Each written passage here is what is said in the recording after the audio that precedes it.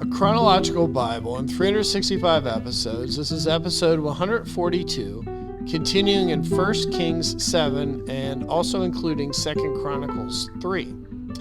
But Solomon took 13 years to build his own house, so he finished all his house. He also built the house of the forest of Lebanon. Its length was 100 cubits, its width 50 cubits, and its height 30 cubits, with 4 rows of cedar pillars and cedar beams on the pillars. And it was paneled with cedar above the beams that were on 45 pillars, 15 to a row.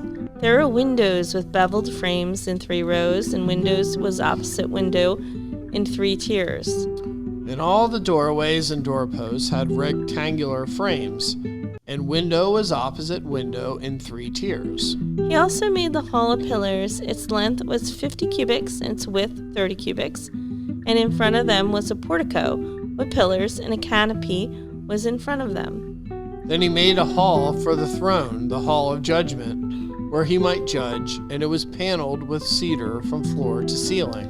And the house where he dwelt had another court inside the hall, of like workmanship. Solomon also had a house like this hall for Pharaoh's daughter, whom he had taken as a wife. All these were of costly stones cut to size, trimmed with saws, inside and out, from the foundation to the eaves, and also on the outside to the great court. The foundation was of costly stones, large stones, some 10 cubits and some 8 cubits.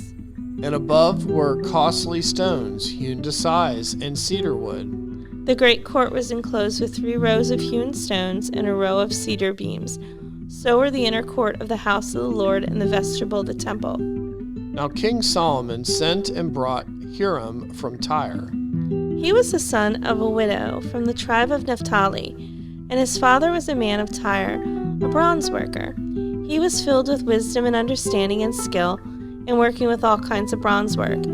So he came to King Solomon and did all his work. And he cast 2 pillars of bronze, each one 18 cubits high, and a line of 12 cubits measured the circumference of each. Then he made 2 capitals of cast bronze to set on the tops of the pillars. The height of one capital was 5 cubits, and the height of another capital was 5 cubits. He made a lattice network with reeves of chainwork for the capitals which were on top of the pillars. 7 chains for one capital and 7 for the other capital. So he made the pillars and 2 rows of pomegranates above the network all around to cover the capitals that were on top. And thus he did for the other capital. The capitals, which were on top of the pillars in the hall, were in the shape of lilies, 4 cubits. The capitals in the 2 pillars also had pomegranates above, by the convex surface, which was next to the network. And there were 200 such pomegranates in rows on each of the capitals all around. Then he set up the pillars by the vestibule of the temple. He set up the pillar on the right and called its name Jachin, and he set up the pillar on the left and called its name Boaz. The tops of the pillars were in the shapes of lilies, so the work of the pillars was finished. And he made the sea of cast bronze, 10 cubits from one brim to the other. It was completely round.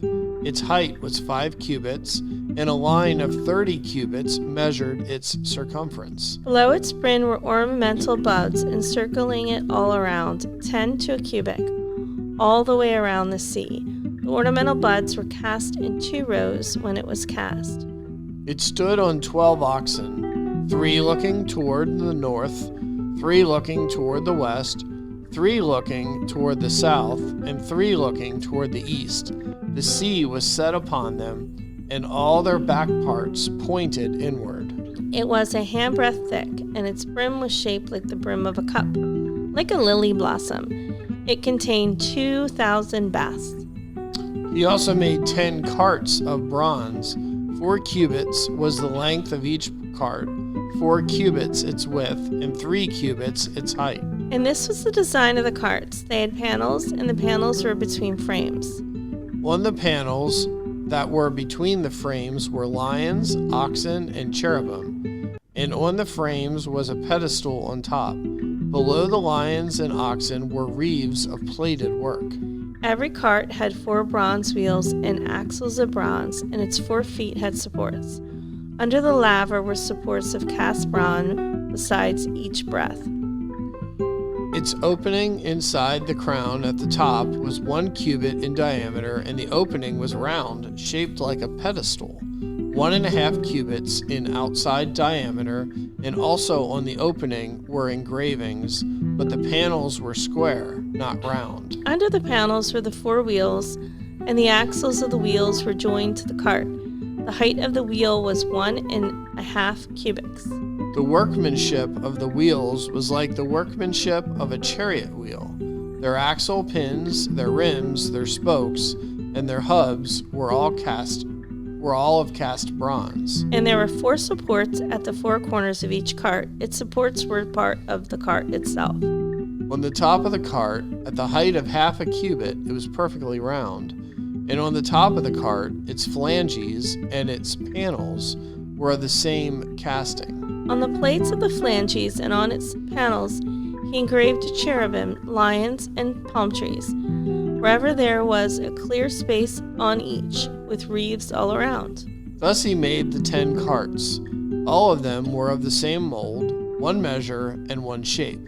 Then he made the 10 lavers of bronze, and each laver contained 40 baths, and each laver was 4 cubits. On each of the 10 carts was a laver. And he put 5 carts on the right side of the house, and 5 on the left side of the house. He set the sea on the right side of the house toward the southeast. Huram made the lavers and the shovels and the bowls. So Huram finished doing all the work that he was to do for King Solomon for the house of the Lord. The 2 pillars, the 2 bowl-shaped capitals that were on top of the 2 pillars, the 2 networks covering the 2 bowl-shaped capitals which were on top of the pillars, 400 pomegranates for the 2 networks, 2 rows of pomegranates for each network, to cover the 2 bowl-shaped capitals that were on top of the pillars. The 10 carts, the 10 lavers on the carts, 1 sea, and 12 oxen under the sea.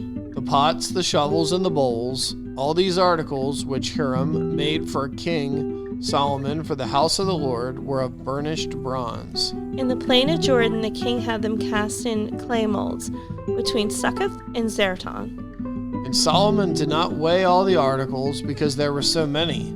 The weight of the bronze was not determined. Thus Solomon had all the furnishings made for the house of the Lord, the altar of gold, the table of gold on which there was the showbread. The lampstands of pure gold, 5 on the right side and 5 on the left in front of the inner sanctuary, with the flowers and the lamps and the wick trimmers of gold. The basins, the trimmers, the bowls, the ladles, and the censers of pure gold, and the hinges of gold, both for the doors of the inner room, the most holy place, and for the doors of the main hall of the temple.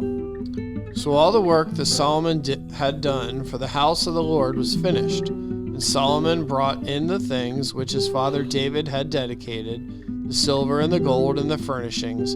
He put them in the treasuries of the house of the Lord.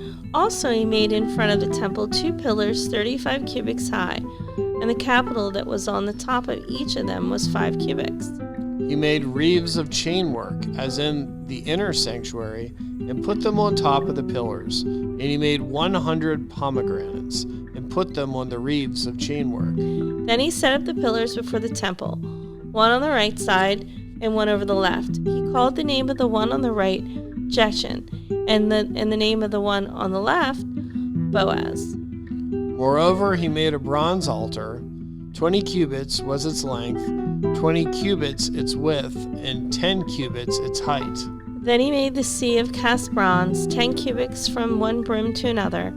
It was completely round. Its height was 5 cubits, and the line of 30 cubits measured its circumference.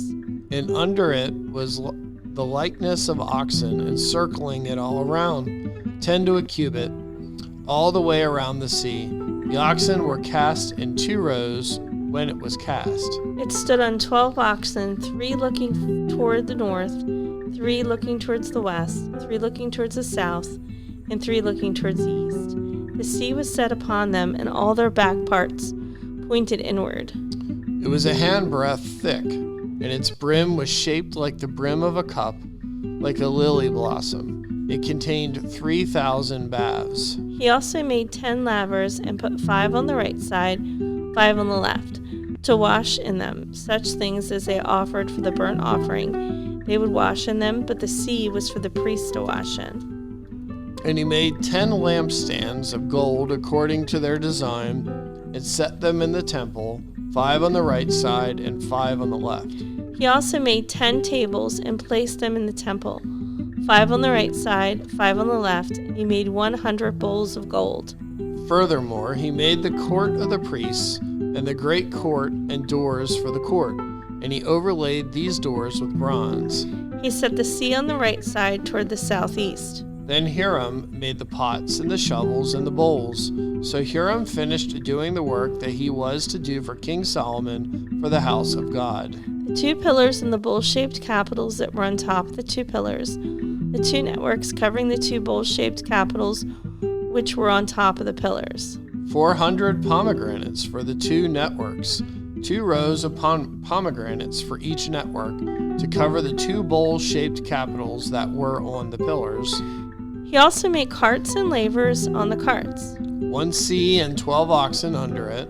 Also the pots, the shovels, the forks, and all their articles Hiram, his master craftsman, made of burnished bronze for King Solomon for the house of the Lord. In the plain of Jordan, the king had them cast in clay molds between Succoth and Zeradah. And Solomon had all these articles made in such a great abundance that the weight of the bronze was not determined.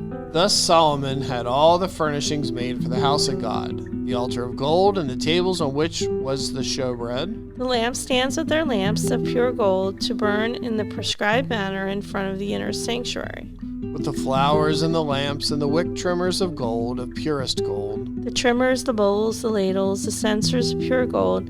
As for the entry of the sanctuary, its inner doors for the most holy place and the doors of the main hall of the temple were gold.